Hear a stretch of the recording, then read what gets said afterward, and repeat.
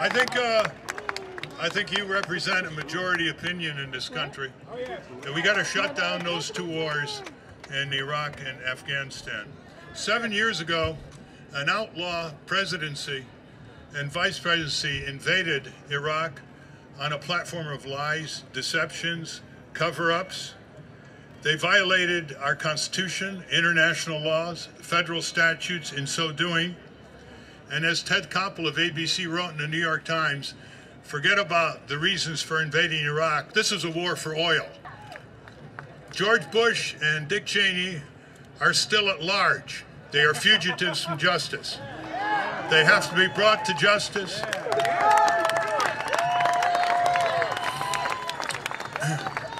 And there has to be strong action in Congress to do that, as Ramsey Clark pointed out. What's the result in Iraq so far? Oh, they've had elections. But the country's been blown apart. Over 1 million Iraqis have died. 4 million refugees. 4,400 U.S. soldiers died. Over 100,000 come back sick and injured and traumatized. Their families brutalized and in anguish. $3 trillion it'll cost us, according to Joe Stiglitz, a Nobel Prize winner, the Iraq War. Total toxification, environmental devastation in Iraq. Water, food, soil, air, contaminated. We still have 125,000 soldiers there, an almost equal number of corporate contractors, and the country can blow apart at any time. Yeah, that's a real success, isn't it? Our government is banking a lot of revenge in Iraq and Afghanistan against us in the future, with all the deaths of innocent civilians, families, wedding parties blown up. The Army combat captain, Matthew Ho, who resigned last September in protest, said the following: "To put it simply, I failed to see the value or the worth in continued U.S. casualties and expenditures in support of the Afghan government in what is truly a 35-year-old civil war." And then he also said, in both the RC East and South in Afghanistan, I, meaning Matthew Ho, have observed that the bulk of the insurgency fights not for the white banner of the Taliban, but rather against the presence of foreign soldiers and taxes imposed by the unrepresented government in Kabul. The Taliban is fighting against a military occupation. Some of them are in the drug trade. We helped create the biggest narco state in the world. Some of them are fighting different clans and tribes, because when a foreign occupier moves in, it's divide and rule. And some of them are fighting to protect their valleys. There are less than 100,000 al-Qaeda in Afghanistan, according to General James Jones, who advises the president in the White House. The rest of them have moved into Pakistan, into Somalia, into Yemen, North Africa, Southeast Asia, etc. What, are we going to go to war against these countries as well? Where's the end here? The end is a mobilization for peace. The end is to come back to America and pay attention to the 45,000 people who die every year because they can't afford health insurance for diagnosis and treatment. It's important to know that unless we stay in Afghanistan eternally, we'll never outlast the insurgents, because our military occupation creates more and more insurgents, as General Casey and other Bush administration officials have admitted in public. It's important also to know that 25 to 30,000 Taliban with no Air Force, no Navy, no tanks, no artillery, no drones are tying down the most powerful military force in the world. I wonder why. It's because military occupation does that to people. They want to drive us out, as would be the case if the shoe was on the other foot. Some of you voted for Barack Obama as the least worst. Well, let me tell you, what difference in foreign and military affairs is there between Barack Obama and George W. Bush, except for the rhetoric?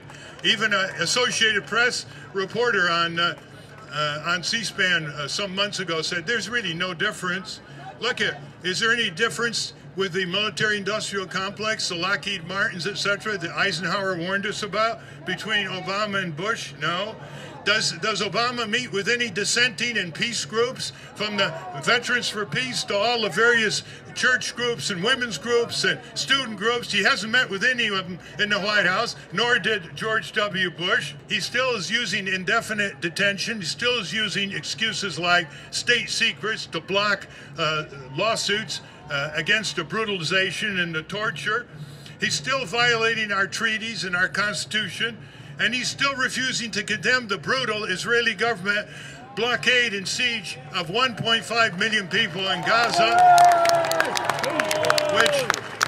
which is the largest prison in the world, the largest prison. Let's stop talking apartheid. This is the largest open-air prison in the world, an international crime by all international law observers. Jonathan Tassini is running against the blockade, against the Israeli occupation of Palestine, for the Senate in New York State inside the Democratic primary. He ran in 2006 against the war and against Hillary Clinton and got 17% of the vote. You should support Jonathan Tassini. Look at his website. This is inside the Democratic Party. Can you imagine that? Wonders, behold. We have to focus on Congress. 67 members of the House voted against appropriation for the war in Afghanistan, led by Dennis Kucinich. That can grow. We have to invoke constitutional accountability for Congress to control the declaration of war authority and not give it up to an imperial presidency. We have to demand that John Conyers and his associates, the House Judiciary Committee, immediately move for an investigative hearing here about the fugitives from justice, George W. Bush and Dick Cheney. And we need a simple law to enforce Congress to obey the Constitution and the Declaration of War Authority. And here's what it is. A simple one-paragraph law. Anytime Congress and the White House wants to plunge the United States of America into a foreign war, all age-qualified sons, daughters, and grandchildren of all members of Congress will immediately be drafted into the armed services.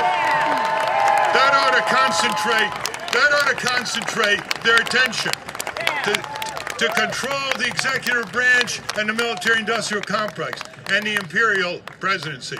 Go back home, please. Double, triple, quadruple your members. Start small Congress agitation groups. Surround the offices of the senators and representatives and build, build, build, and build. Thank you. Do you have any ideas? No comment? The most important is the young people of today realizing this war is costing you, the young generation, schools, education, grants. It's all being taken away from you.